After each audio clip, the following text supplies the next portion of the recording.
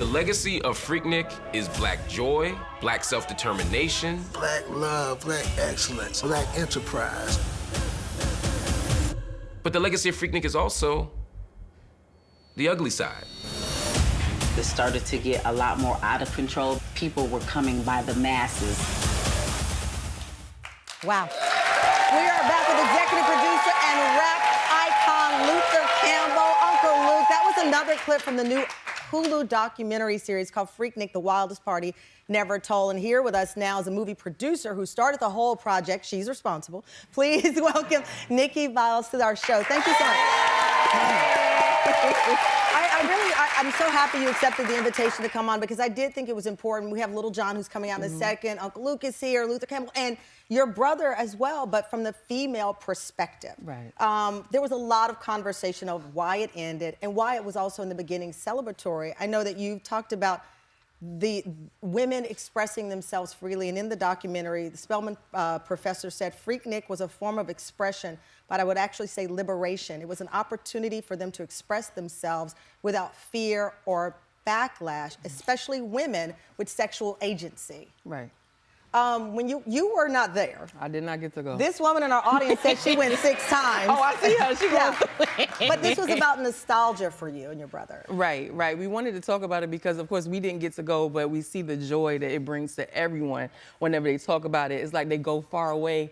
It's like, oh, my God, I was there, and you should have seen it, and on top of the cars and all of that. But it's like they get a joy from it, and from that to us just thinking in the office, laughing, we should do a doc about this. Everybody should see this. Everybody should feel what we feel because we didn't get to go.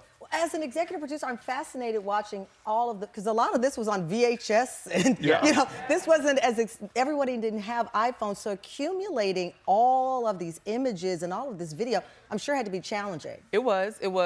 We had video from people that we interviewed at first, and then when we realized we needed a little bit more, we outsourced. We put up posts. Uncle Luke put up posts. JD put up posts to ask for their whatever footage they had. That looks like it's recent. Yeah. Okay, so okay, so these are recreations. Wow. Oh, no, it's a Freaknik party every month. Like, yes. You're not missing, 21 Savage does a party. He's one of the producers as well. So there's a movement to keep it alive. No, for sure. But in reality, the ending was sad in many ways because it coincided with the Olympics and Atlanta wanting to reboot its image. And you explore that in the docuseries. Yes, because Freaknik did bring a lot to the city, but of course the Olympics will bring more. So, you know, they had to clean it up, make sure everything looked, was presentable for the Olympics to come and, you know, take over. Which I didn't know that was the ending. Obviously, you started to see the news reports and more and more people started coming in and things started to happen, but I didn't realize it was a part of this cleanup effort on the behalf of Atlanta and its officials. Yes. But the festival brought in millions. It did, it did. But the Olympics brought in more millions. As CeeLo says, big bank take little bank. So y'all making money and I love it and it's cool, but this is about to get us together over here. And it changed everything. Yeah. All right, well, the music will never change, and a big part of the documentary, of course, is the music. Correct. And you've been waiting for him. He was too young to start at Freaknik, but he knew how to end it. The king of crunk, the one and only Lil Jon!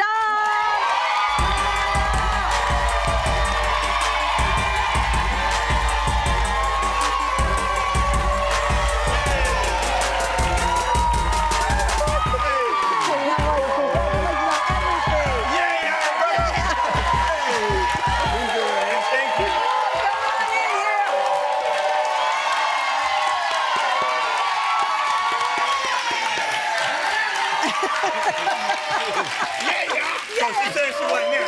She was there. She was there. It's a picture somewhere of you, Miss Paul. My Tam fam, 5 seasons, 2 Emmys. I promise I was studying. I wasn't at Freaknik. I mean, there's $1 million bounty on any photo that anyone can produce of me.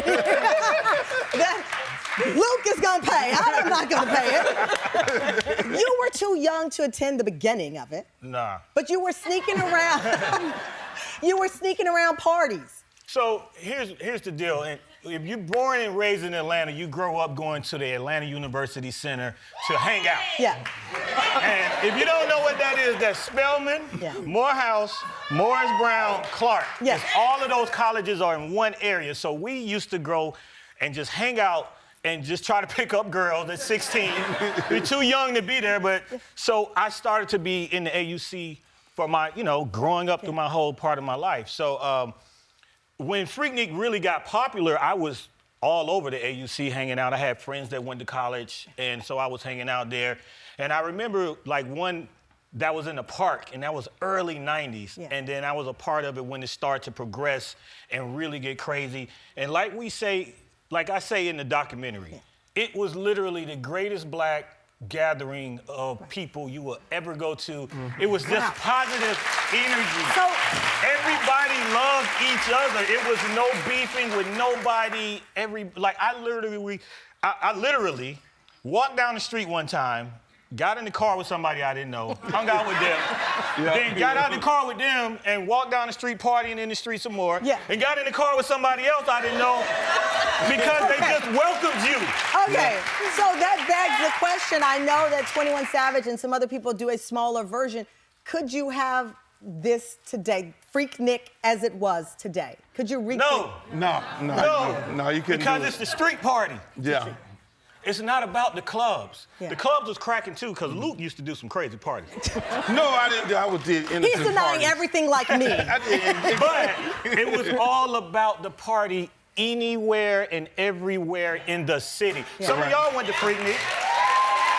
You're still Freakniking it. Nikki, what is the goal of this documentary? It's just to show black joy. It's just to show a time where everyone got together and was able to have fun. You don't have to worry about anything. Right. That's it. Not worry about. I mean, it is remarkable to see, and it's good when you have to blur out the backside of the poster. I just laughed. I was like, wait, what? Nikki, thank you. Luke and Lil Jon are not going anywhere.